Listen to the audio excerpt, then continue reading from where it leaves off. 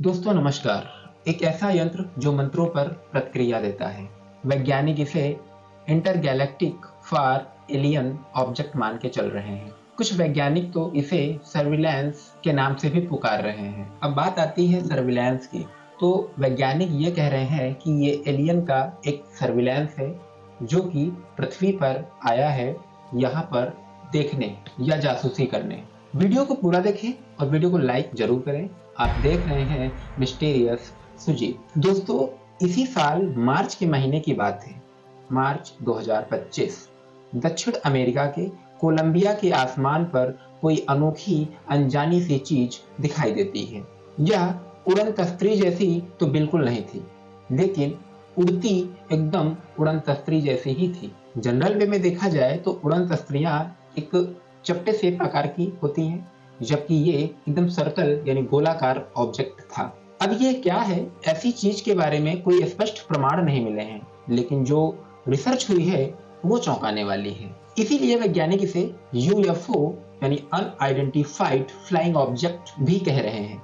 मतलब एक ऐसा फ्लाइंग ऑब्जेक्ट जिसके बारे में वैज्ञानिक भी अनजान हैं। जिन फ्लाइंग ऑब्जेक्ट यानी जिन उड़ने वाली वस्तुओं पर वैज्ञानिक या किसी भी तरह की कोई जानकारी नहीं होती है, उसे हम लोग ये यूएफओ के नाम से डिफाइन करते हैं। अब बात आती है कि इस घटना के चंद दिनों बाद कोलंबिया के कुछ दूरी पर मैक्सिको में एक धातु का एक रहस्यमय यंत्र मिलता है। इस यंत्र का नाम था बुगा स्फीयर, क्योंकि यह कोलंबिया के मैक्सिको के बुगा शहर में मिला था, इसीलिए इसका नाम उस शहर के नाम पर डाल करके बुगा स्फीयर के नाम से दे दिया गया। बुगा उस शहर का नाम था, स्फीयर मतलब एक गोलाकार वस्तु। अब बात ये आती है, जब ये आकाश में उड़ रहा था, इस स्फीयर पर कई सारे यंत्र बने हुए हैं, कई सारी लिपियां लिखी हुई हैं, जिन लिपियों को डिकोड करना वैज्ञानिकों के लिए कौतूहल का विषय बना हुआ है या कहें इम्पॉसिबल है। यह यंत्र धातु की कई परतों से मिलकर बना हुआ है। इस यंत्र पर कुछ ऐसे यंत्र बने हुए हैं जो हिंदू धर्म के कई ग्रंथों में जो यंत्र बने होते हैं, उन यंत्रों से कुछ मेल खाता हुआ स्ट्रक्चर दिखाई देता है। इस पर जब रिसर्च की गई तो पाया गया कि गोले का अंदर का जो तापमान है वह तो बहुत गर्म है, लेकिन बाहर से वह एकदम ठंडा है। यह देखकर वैज्ञानिकों ने एक बात कही कि ऐसी संरचना इंसानों की निर्माण क्षमता से बाहर की बात है, यानी इसे इंसान नहीं बना सकते हैं। फिर किसने बनाया, आइए बात करते हैं। दूसरी बात, अगर ये एलियन प्रोब है तो ये आया कैसे, और आया तो फिर ये वापस क्यों नहीं जा पाया, ये यही क्यों रह गया। इन कई बातों के ऐसे सवाल हैं जो आज भी अनसुलझे हैं और वैज्ञानिक इसको डिकोड करने में लगे हुए हैं। लेकिन दिलचस्प बात तो यह है जो मैं बताने जा रहा हूँ। इस बुगा स्फीयर पे जब वैज्ञानिकों ने पानी डाला यानी लिक्विड डाला तो वो वेपर में बन गया। अब सोचने वाली बात यह है कि जब बाहर का तापमान ठंडा है और अंदर का तापमान गर्म है, तो जब बाहर की लेयर का तापमान ठंडा है तो वो लिक्विड यानी वाटर वेपर कैसे बन रहा है। वैज्ञानिकों ने बुगा स्फीयर के सामने रेडियो फ्रीक्वेंसी पकड़ने वाले यंत्र रखे और उनकी एक सहयोगी ने संस्कृत मंत्रों का उच्चारण किया, जो आप इस वीडियो में देख सकते हैं। Ahí. ¿Pueden ver qué respuesta? ¿Repetimos los mantras? Sí, sí.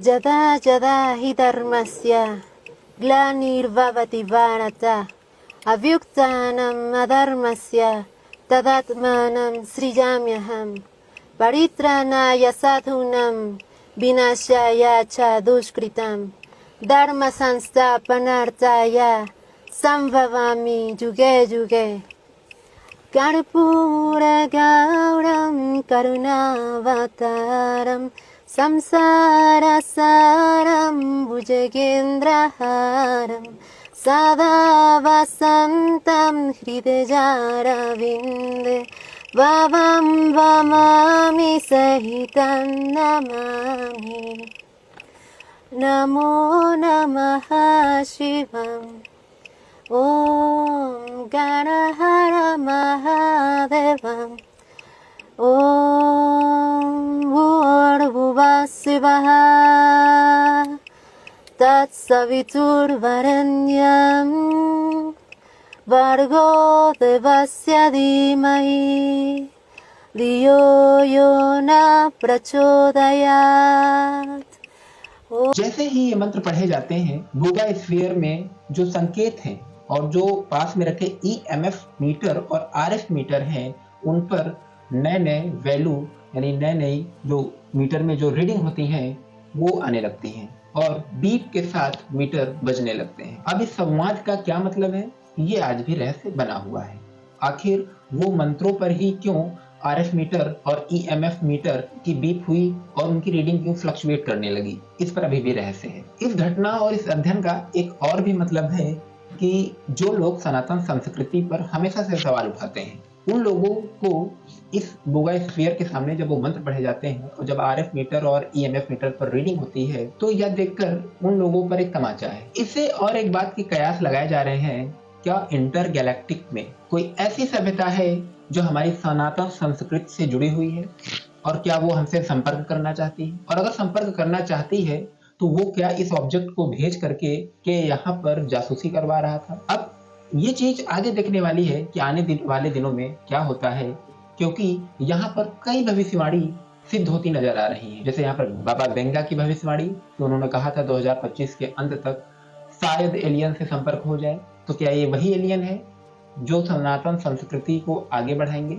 या फिर कुछ और? यह वीडियो आपको कैसा लगा कमेंट में बिल्कुल बताइएगा। इसके बाद हम एक नेक्स्ट वीडियो लेकर के आने वाले हैं जो एलियन के स्पेसशिप पर होगा, और ऐसा माना जा रहा है कि नवंबर में वो एलियन स्पेसशिप हमारी अर्थ पर आ जाएगा, क्योंकि इसका जो दावा करने वाले व्यक्ति हैं वो कोई छोटे मोटे इंसान नहीं है, ना कोई छोटे मोटे प्रोफेसर हैं, बड़े प्रोफेसर हैं, बड़ी यूनिवर्सिटी के पढ़े लिखे हैं। अब नेक्स्ट वीडियो में बात करेंगे। वीडियो को बिल्कुल देखिएगा और चैनल को सब्सक्राइब करना बिल्कुल ना भूलिएगा ताकि वो वीडियो आप तक तुरंत पहुंचे। धन्यवाद।